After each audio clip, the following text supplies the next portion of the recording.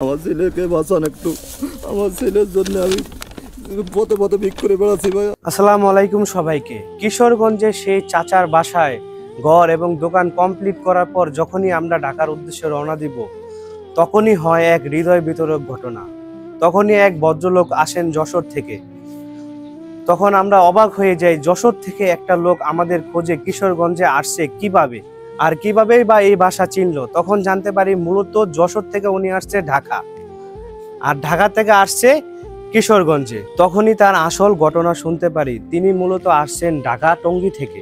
তার একটি ছেলে সন্তান আছে ছোট, গাছের উপর খেলাধুলা করতে গিয়ে গাছের উপর থেকে পড়ে বিভিন্ন জায়গায় হয় আহত। তখনই ছেলেটির বাবা তার জমি এবং একটি অটোরিক্সা ছিল, সব বিক্রি করেও চিকিৎসা সম্পন্ন করতে পারেনি, এবং কি অনেকে হেল্প করেছে, তাও সম্পূর্ণ চিকিৎসা হয়নি। তখনই উনি কিশোরগঞ্জে সেই চাচার ভিডিও একজনের মাধ্যমে দেখতে পায়। তখন উনি ঢাকার থেকে রওনা দেন, মূলত ওনার বাড়ি যশোর।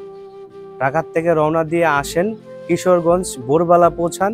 বিভিন্ন জায়গায় খোঁজাখুঁজি করার পর একসময় আমাদের পেয়ে যান। তখন ড্রিম বাইকারকে হাতে পায়ে ধরে মিনতি করে যে যেভাবে পারেন আমার সন্তানটিকে বাঁচান।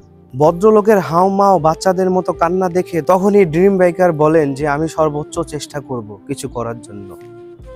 পরের দিন আমরা সবাই ঢাকায় আসি, এসে এক নজর দেখার জন্য আবার চলে যাই মেডিকেল। তখনই দেখতে পাই বাচ্চাটিকে দেখে কি আর বলবো, যা প্রকাশ করার মতো না।